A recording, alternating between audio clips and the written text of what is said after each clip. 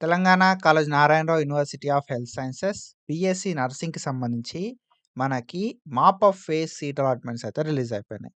So, మనం ఈ video లోపల డీటెయిల్‌గా ఎట్లా చెక్ జేసుకోవాలి అని చెప్పి మాట్లాడుకుందాం. అండ్ ఒకవేళ మెసేజ్ వచ్చినోళ్ళు ఎట్లా చెక్ జేసుకోవాలి, మెసేజ్ రానోళ్ళు గూడా ఎట్లా చెక్ జేసుకోవాలని చెప్పి డీటెయిల్‌గా మనం అయితే మాట్లాడుకుందాం. మనం ప్రీవియస్‌గా Telangana Kaloji Narayanarao university of health sciences BSc నర్సింగ్‌కి సంబంధించి చాలా వీడియోస్ చేసుకున్నాం. అండ్ ఫర్దర్ గూడా ఇట్లాంటి వీడియోస్ చేసుకుంటా ఉంటాం కాబట్టి మీరు ఒకవేళ మన ఛానల్‌కి కొత్త వస్తే మాత్రం డెఫినిట్‌గా మన ఛానల్‌ని సబ్స్క్రైబ్ చేసుకొని మీ ఫ్రెండ్స్ అందరికీ ఈ వీడియోని షేర్ చేయండి. సో, అలాట్‌మెంట్స్ అయితే రిలీజ్ అయిపోయినాయి మాప్ ఆఫ్ ఫేస్‌కి సంబంధించి. అండ్ మనందరికీ తెలుసు mop up phase web options ఇచ్చేసినాం. సో, ఈరోజు అలాట్‌మెంట్స్ అయితే అయిపోయినాయి. సో, ఎప్పుడు అయినాయి అలాట్‌మెంట్స్ అంటే మనకి 3 డిసెంబర్ 2025 రోజు అలాట్‌మెంట్స్ అయితే అయినాయి. ఓకేనా? సో, మనకు వెబ్ ఆప్షన్స్ పెట్టుకోవడానికి 1 డిసెంబర్ 2025 1 పీఎం దాకా వాళ్ళు టైం అయితే ఇవ్వడం అయితే జరిగిందన్నట్టు. ఓకేనా? సో, ఇక్కడ మనం చూసుకుంటే మనకు అలాట్‌మెంట్స్ అయితే రిలీజ్ అయినాయి. సో, మీకు ఫస్ట్ సీట్ వస్తే మాత్రం ఒక మెసేజ్ అనేది వస్తదన్నట్టు. సో, మీకు సీట్ అలాట్‌మెంట్ అయింది. పలానా కాలేజ్ లోపల అని చెప్పి మనకు కాలేజ్ కోడ్ అనేది వాళ్ళు మెసేజ్ లోపల పెట్టడం అయితే జరుగుతది. ఈవెన్ దో మీకు మెసేజ్ రాకపోయినా మనమైతే ఎట్లా చెక్ చేసుకోవాలని చెప్పి మాట్లాడుకుంటాం. సో, మెసేజ్ అనేది మోస్ట్ ఆఫ్ ద టైమ్ రావచ్చు. కొన్నిసార్లు మెసేజ్ రాదు. డ్యూ టు టెక్నికల్ ఇష్యూస్ కావచ్చు. ఏమన్నా సిగ్నల్ ఇష్యూస్ ఉన్నా గూడా మనకు మెసేజ్ అయితే రాదు. ఇన్‌కమింగ్ లేకపోయినా గూడా మెసేజ్ అయితే రాదు. సో, అట్లాంటి సిట్యుయేషన్ లోపల మనం ఎట్లా చెక్ జేసుకోవాలి గదా అంటే సింపుల్ వే. ఓకేనా? సింపుల్ వే ఏంటిది గదా అంటే అలాట్‌మెంట్ ఆర్డర్ డౌన్‌లోడ్ చేసుకోవడం అన్నా చేసుకోవచ్చు. లేదు అన్న సిట్యుయేషన్ లోపల మనకిక్కడ అలాట్‌మెంట్ అనేది కాలేజ్ వైస్ పీడీఎఫ్ ఇచ్చిర్రు. సో, ఈ పీడీఎఫ్ లోపలైనా గూడా చెక్ జేసుకోవచ్చన్నట్టు. ఓకేనా? సో, ఇదేదైతే పీడీఎఫ్ ఉందో ఈ పీడీఎఫ్‌ని మనం అఫీషియల్ వెబ్‌సైట్ నుండి డౌన్‌లోడ్ చేసుకోవాలి. అండ్ ఈ పీడీఎఫ్‌ని నేను మన టెలిగ్రామ్ ఛానల్ లోపల పెడతా. సింపుల్‌గా మీరు చేసేదేం లేదు. సో, మీ ర్యాంక్ ఎంత అని చెప్పి సెర్చ్ చేయండి. ఓకేనా? సో, మనకిది అఫీషియల్‌గా తెలంగాణ కాలేజ్ నారాయణరావు యూనివర్సిటీ నుండి పీడీఎఫ్ రిలీజ్ అయింది. ఏ కాలేజ్ లోపల ఎవరికి సీట్ వచ్చింది అని చెప్పి. సో, మీరేం చేస్తారు కదా అంటే ఈ పీడీఎఫ్‌ని నేను టెలిగ్రామ్ లోపల పెడతా. అక్కడికెళ్ళి చెక్ చేసుకోండి. సో, మనకిక్కడ ఈ పీడీఎఫ్ లోపల కాలేజ్ కోడ్ ఉంది. అండ్ కోర్స్ కోడ్ ఉంది. ఓకేనా? కాలేజ్ కోడ్ అనేది ఉంది మనకి. కోర్స్ కోడ్ అనేది ఉంది. ర్యాంక్ ఉంది. దాని తర్వాత రోల్ నంబర్ ఉంది. తర్వాత student name, category, gender, minority status, pH status, EWS status and దాంతో పాటుగా మనకి అడ్మిషన్ డీటెయిల్స్ అయితే ఉన్నాయన్నట్టు. ఓకేనా? సో, ఇప్పుడు మీరేం జేయాలే అనంటే నేనొక్కటే జెప్తా. Simply what you have to do is ఈ పీడీఎఫ్‌ని మీరు ఓపెన్ జేసుకోవాలే. ఓపెన్ జేసుకొని మనకు గూగుల్ డ్రైవ్ ఉంటది ఐడియా ఉందా? ఓకేనా? సో, గూగుల్ డ్రైవ్ పీడీఎఫ్ ఉంటది. సో, ఈ గూగుల్ డ్రైవ్ పీడీఎఫ్ లోపలికెళ్ళి మీరైతే సెర్చ్ చేయాల్సుంటదన్నట్టు మీ నేమ్ కోసం. ఓకేనా? మీ నేమ్ కోసం మీరు సెర్చ్ చేస్తే మీకు ఏ కాలేజ్‌లో లోపల సీటొచ్చిందన్నది దెలుస్తది. ఓకేనా? సో, మీ నేమ్ అయినా సెర్చ్ చేయండి మీరు. లేకపోతే మీ రూల్ నంబర్ అన్నా సెర్చ్ చేయండి. లేకపోతే ర్యాంక్ మీ వెబ్‌సైట్ ర్యాంక్ ఏదైతే ఉందో ఆ వెబ్‌సైట్ ర్యాంక్ అయినా సెర్చ్ చేయండి. నేనేం జెప్తా అంటే సింపుల్‌గా మీరు వెబ్‌సైట్ ర్యాంక్ సెర్చ్ చేశారనుకోండి నేనేం జెప్తున్నా అంటే సో, నేను ఒక ర్యాంక్ అనేది సెర్చ్ చేస్తా ఇప్పుడు. ఓకేనా? 6805 అని జెప్పి. సో, ఇక్కడ మనకి నాది ల్యాప్‌టాప్ కాబట్టి నాకు సో, కంట్రోల్ ఎఫ్ అని కొడితే ఫైండ్ వస్తది నాకు. సో, నేనిక్కడ ఏం చేస్తానంటే 6805 అని చెప్పి కొడతా. ఓకేనా? సో, దెన్ ఇక్కడ మనం చూసుకుంటే ఇక్కడ మ్యాచ్ అయింది. ఇక్కడ మనకు చూపెడతదన్నట్టు. ఇక్కడ మ్యాచ్ అయింది కదా! You can see here match అయింది. నేమ్ ఏంటిదని చెప్పి చూపెడతది. అండ్ అలాట్‌మెంట్ వచ్చిందా లేదా అని చెప్పి చూపెడతా అన్నట్టు. ఓకేనా? సో, మనకి ర్యాంకు, మన రూల్ నంబర్ చూపెడతది, మన నేమ్ చూపెడతది, అండ్ మన కేటగిరీ చూపెడతది, మన జెండర్ చూపెడతది. ఇక్కడ అలాట్‌మెంట్ అనేది కూడా చూపెడతదన్నట్టు. సో, ఇక్కడ అలాట్‌మెంట్ లోపల మీరు చూస్తే పాత కాలేజ్‌లో వచ్చిందా? కొత్త కాలేజ్‌లో వచ్చిందా? అని చెప్పి తెలుసుకోవడానికి ఇక్కడ మీరు చూడొచ్చు. పాత కాలేజ్ మనకి ఫేజ్ 1లో అలాట్‌మెంట్ అయిన కాలేజ్ ఉందా? లేకపోతే ఫేజ్ 2లో అలాట్‌మెంట్ అయిన కాలేజ్ ఉందా? ఫేజ్ 3లో అలాట్‌మెంట్ అయిన కాలేజ్ ఉందా? మనం చూసుకోవాలి. ఓకేనా. ఇక్కడ మీకు మనకు చూపెడతది గూడా. ఓపెను, ఫీమేలు, P1 అంటే P1 is nothing but phase 1. Already phase 1లో వచ్చిన సీటే ఉన్నది. ఫేజ్ 2లో మళ్ళా సీట్ రాలే అని జెప్పి. ఓకేనా. సో, ఇక్కడ మనకి P3 అని ఉందనుకో, P3 అంటే ఫేజ్ 3లో వచ్చినట్టు. ఓకేనా. P3 అని ఉంటే మనకు ఫేజ్ 3లా సీట్ వచ్చినట్టు. లేదు మనకి P2 అని ఉందనుకో, ఫర్ సపోజ్ P2 అని ఉందనుకో, P2 అని ఉంటే మాత్రం ఫేజ్ 2లో మనకు సీట్ అనేది వచ్చినట్టు.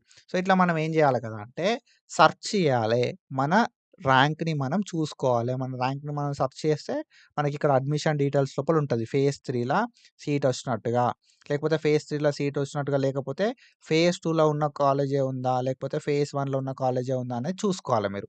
ఓకేనా. సో, ఎందుకు ఇదంతా మనం జూసుకోవడం అంటే, మనకి ఏ కాలేజొచ్చిందనేది మనకు తెలవడం చాలా ఇంపార్టెంటు. ఎందుకంటే, ఒకవేళ మీకు ఫేజ్ 3 లోపల సీటొస్తే మాత్రం, ఫేజ్ 1లో ఒచ్చిన సీటు, లేకపోతే మీకు ఫేజ్ 2లో ఆల్రెడీ సీటొచ్చుంటే మాత్రం క్యాన్సెల్ అయిపోతయి. ఓకేనా? ఇఫ్ మీకు ఫేజ్ 3ల సీటొచ్చిందనుకో, మీకు ఫస్ట్ ఫేజ్ 3లోనే సీటొస్తే ప్రాబ్లమ్ ఏం లేదు.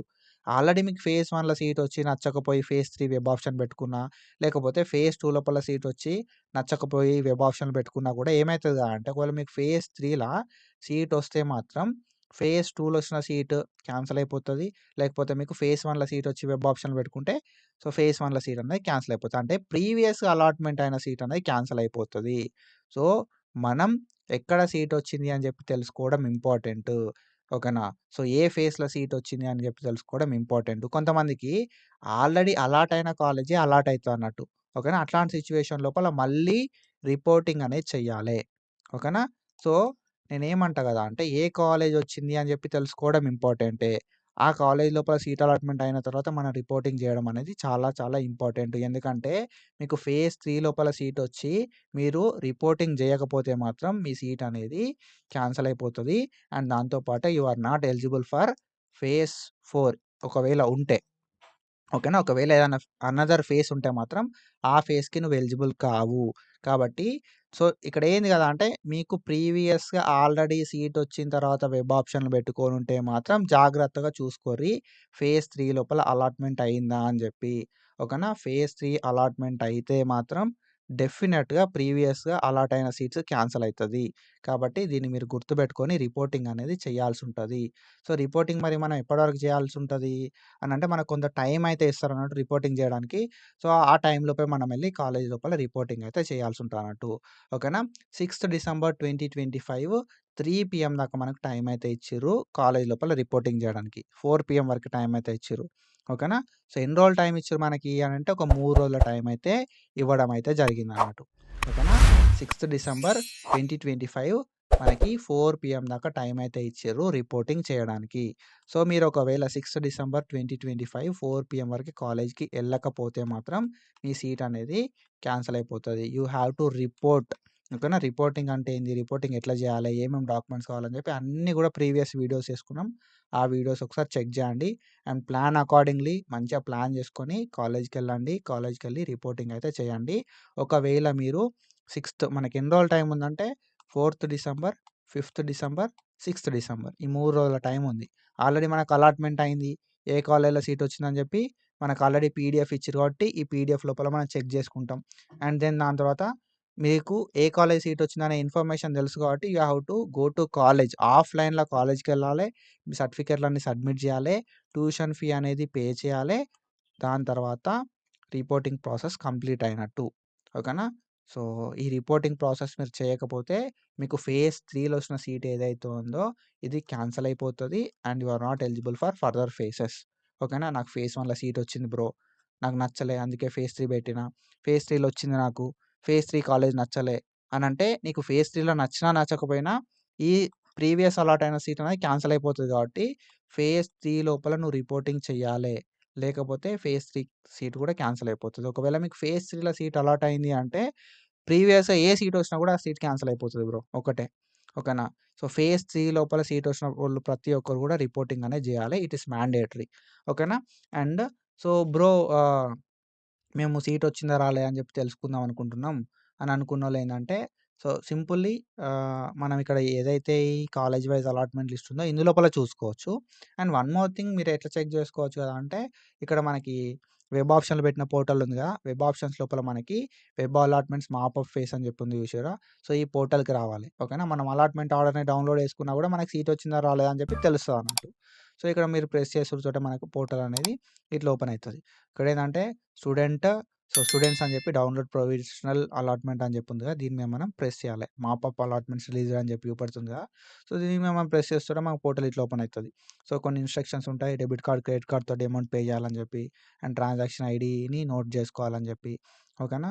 దాని తర్వాత మనం మన డీటెయిల్స్ ప్రాపర్‌గా ఎంటర్ చేయాలి. Rule number, rank, mobile number, registration number అని చెప్పి. సో, అవన్నీ కూడా డీటెయిల్స్ ఎంటర్ చేసి సో, మనమైతే యూనివర్సిటీ ఫీ ఏదైతే ఉందో ఆ యూనివర్సిటీ ఫీని పే చేయాల్సి ఉంటదన్నట్టు. ఓకేనా? సో, ఇక్కడ మనం click here to pay online fee అని ఉంది గదా! Pay online using debit card or credit card అని ఉందిగా. దీన్ని మనం ప్రెస్ చేసుడుతోటే మనకి పోర్టల్ అనేది ఇట్లా ఓపెన్ అయితది అన్నట్టు. మనం రూల్ నంబర్ ఇయ్యాలే, మనది ర్యాంక్ ఇయ్యాలే, మన మొబైల్ నంబర్ ఇయ్యాలే, మన రిజిస్ట్రేషన్ నంబర్ ఇయ్యాలే. ఈ డీటెయిల్స్ అన్ని ఇచ్చి సబ్మిట్ కొట్టాల్సి ఉంటదన్నట్టు. ఒకవేళ మీకు అలాట్‌మెంట్ అయితే మాత్రం అలాట్‌మెంట్ ఆర్డర్ అనేది జనరేట్ అయితది. So, generate in the sense tuition fee అనేది పే చేయమంటది. సో, ట్యూషన్ ఫీ పే చేయమంటుంది అనంటే మాత్రం మీకు సీట్ అనేది అలాట్‌మెంట్ అయినట్టు ఫేజ్ 3 లోపల. ఓకేనా? లేదు బ్రో నాకు ఫేజ్ 1లో సీట్ వచ్చింది. ఫేజ్ 2లో సీట్ వచ్చింది. నేను ఆల్రెడీ ట్యూషన్ ఫీ పే చేసినా అంటే మీకు డైరెక్ట్ అలాట్‌మెంట్ ఆర్డర్ అనేది జనరేట్ అయితదన్నట్టు. ఓకేనా? సో, అలాట్‌మెంట్ ఆర్డర్‌ని చూడుర్రి. అలాట్‌మెంట్ ఆర్డర్ లోపల పాత కాలేజే ఉన్నదా? కొత్త కాలేజ్ వచ్చిందా? అని చెప్పి చూసుకోర్రి. సో, అక్కడ కొత్త కాలేజ్ వచ్చింది అంటే మాత్రం మీకు సీట్ అనేది అలాట్‌మెంట్ అయినట్టు అన్నట్టు. ఓకేనా? సో, చూసుకోరి. చూస్తే మీకు క్లారిటీ వస్తది. అండ్ ఇది ఇన్ఫర్మేషన్ మీ అందరికి క్లారిటీ వచ్చిందిగా. రిపోర్టింగ్ అనేది మ్యాండేటరీ 6థ్ డిసెంబర్ 2025 4 పీఎం దాకా టైం ఉంది. రిపోర్టింగ్ చేయడానికి. రిపోర్టింగ్ చేయండి. అలాట్‌మెంట్ ఆర్డర్‌ని డౌన్‌లోడ్ చేసుకొని ఎళ్ళండి. అండ్ ఇంపార్టెంట్ డాక్యుమెంట్స్ ఏంది అని చెప్పి నేను మీద ఐ బటన్స్ లోపల వీడియో లింక్స్ ఇస్తా. అండ్ వీడియో అయిపోయిన తర్వాత కూడా వస్తాయి. అవి ఒకసారి చెక్ చేయండి. సో, ఇది information and that's it for today guys. And I heartily congratulate everyone for getting seat. And that's it for today. Follow for more content. Thank you so much. Signing off.